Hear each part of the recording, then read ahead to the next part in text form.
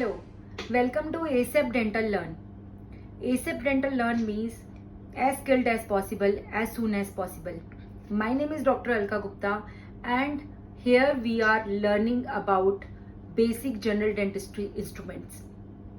I am a practicing dentist for the last 15 years and I am here to share my knowledge about all the practical tips in dentistry that I have learned over a period of years. So अभी तक जो पीछे आपने videos देखे हैं उसमें हमने basic oral surgery instruments की बात की, हमने मैक्सिलरी फोर्सेप्स की बात करी. आज हम बात करेंगे मैंडिबुलर फोर्सेप्स के बारे में. सो गाइस, मैंडिबुलर फोर्सेप्स जो होते हैं, मैंडिबुलर फोर्सेप्स जो हैं वो मैंडिबुलर टीथ को एक्सट्रैक्ट करने के काम आएंगे. सो अभी मैं आपको ये भी दिखाऊंगी कि what is the difference between maxillary and mandibular forceps and how to identify them. So guys, maxillary forceps जो होते हैं वो थोड़े से सीधे होते हैं, स्ट्रेट में होते हैं. ये maxillary forceps है, ये स्ट्रेट लाइन में इसकी बॉडी है और उसके बाद जो अपर बॉडी है या तो ऑलमोस्ट स्ट्रेट है या स्लाइटली कर्व्ड है. ऑलमोस्ट स्ट्रेट वाला भी मैं आपको दिखा देती हूँ.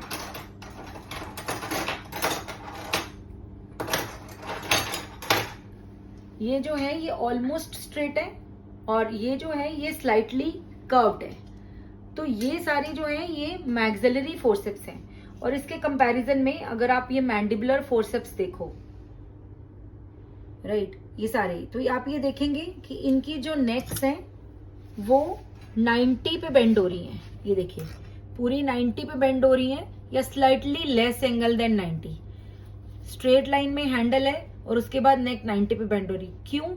क्योंकि हमने मैंडिबुलर जो टीथ हैं वो सीधे फोर्सेप्स से, अगर देखिए मैं इसको सीधे फोर्सेप्स से निकालने की कोशिश करती हूँ तो मैं अपने हाथ को किस डायरेक्शन में रखूंगी कि ये निकलेगा.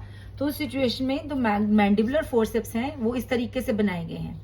अब ये जो फोर्सेप है इसका ये हैंडल है, इसका जो वर्किंग पार्ट है वो ऑलमोस्ट 90 पे बेंड है और इसकी ये जो बीक्स है, फ्रंट बीक्स है, कैन यू सी कि ये क्लोज्ड है. कैन यू सी ये क्लोज्ड है. मैं इससे कोई भी चीज भी उठा सकती हूँ. ये क्लोज्ड बीक्स है. मैं अगर इससे अपना ग्लव उठाती हूँ, सी ये क्लोज्ड बीक्स है. क्या पर्पज है इन क्लोज्ड बीक्स का? तो ये जो मैंडिबुलर इंसाइजर्स होते हैं ये नेक से बहुत ही पतले दांत हैं. तो जब मैं इसको ऐसे यहाँ रखूंगी और इसको मैं ऐसे एक्सट्रैक्ट करूंगी तो ये बेसिकली छोटी बीक्स है और क्लोज्ड बीक्स है. तो this is the identification of mandibular incisor extraction forceps. तो इसको मैं कहाँ यूज कर सकती हूँ? Central incisor, lateral incisor and maybe up to canine if canine is not very thick. इसके बाद next extraction forcep would be premolar.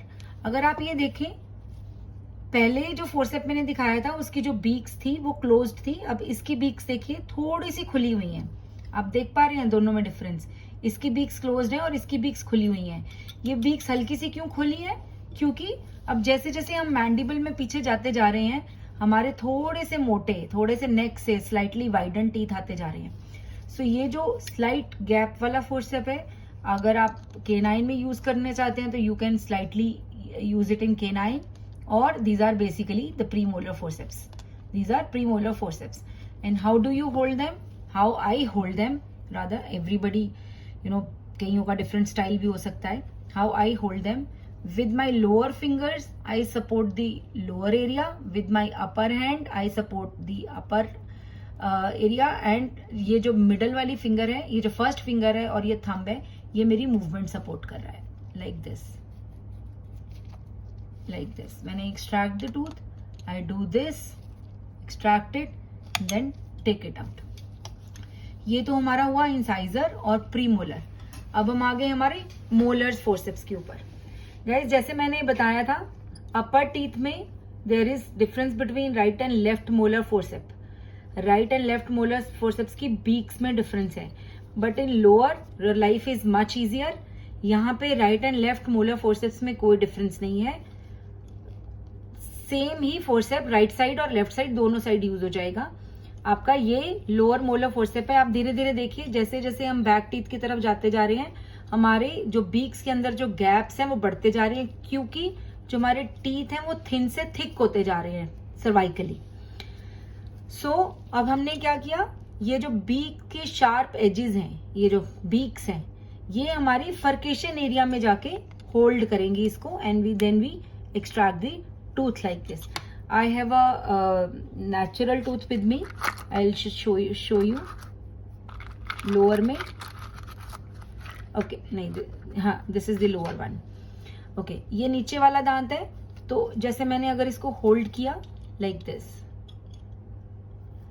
तो एक बीक जाके इस फर्केशन एरिया में चली गई, दूसरी बीक जो है वो दूसरी फर्केशन एरिया में चली गई। Can you see that? तो आपने इसको होल्ड किया, आपने इसको ऐसे इस फर्केशन एरिया में अच्छे से होल्ड किया, ग्रास्प किया, देन यू एक्सट्रैक्टेड। ओके, अब नेक्स्ट फोर्सेप है हमारा काओ हॉर्न फोर्सेप। अब हमने अपर टीथ में भी काओ हॉर्न फोर्सेप चेक किया था। Again in lower teeth there is no distinction between right and left cow horn forceps. ठीक है, मतलब आप एक भी खरीदेंगे तो आपका काम हो जाएगा।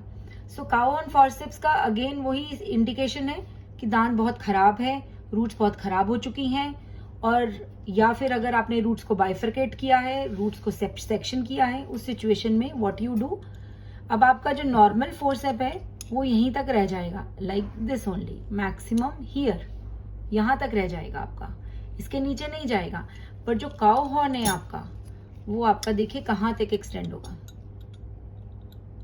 ये देखिए, it will engage your roots like this. ठीक है, और ये रूट्स अपर, इमेजिन करिए ये अपर पोर्शन है नहीं आपके पास में, और आपके पास सिर्फ रूट स्टम्प्स बची हुई हैं which are united, which are not yet separated. तो आप उस सिचुएशन में हल्का सा फ्लैप उठाइए, हल्का सा मिकोजा रिलीज कीजिए, और उसके बाद आप अपने एक्सट्रैक्शन फोर्सेप्स को यहाँ डालिए, एंड सी आपकी बीक्स जो हैं वो नीचे जाके कितनी ब्यूटीफुली एंगेज हो जाएंगी। उसके बाद just give the movement and take the tooth out.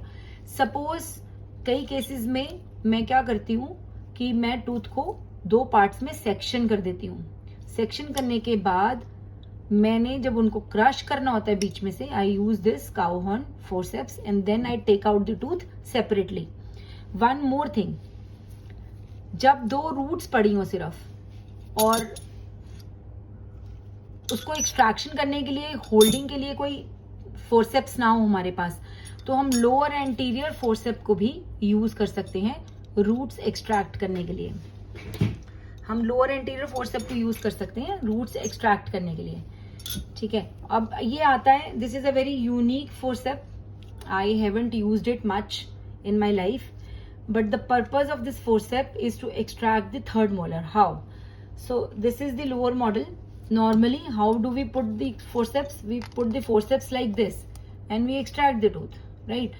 This is the third molar, this is how we put it, or maybe cow horn and then we extract it. Sometimes there is not enough space on the buccal side to put this big forceps and then do the movement. In that situation, this is the forceps, we put it from front and we do the movements like this. It is perfectly your choice कि आप इसको खरीदना चाहते हैं कि नहीं खरीदना चाहते हैं। कभी कभार केसेस में मैंने इसको यूज किया है। So this is all about the mandibular forceps. इनकी केयर कैसे करनी है वो मैंने मैक्सिलरी फोर्सेप्स के वीडियो में मैंने एक्सप्लेन कर दी है। केयर सारे फोर्सेप्स की बिल्कुल एक जैसे है। So guys please share this information with your colleagues also. I cannot emphasize this enough. And धीरे धीरे करके हम और भी इंस्ट्रूमेंट्स इसमें कवर करेंगे।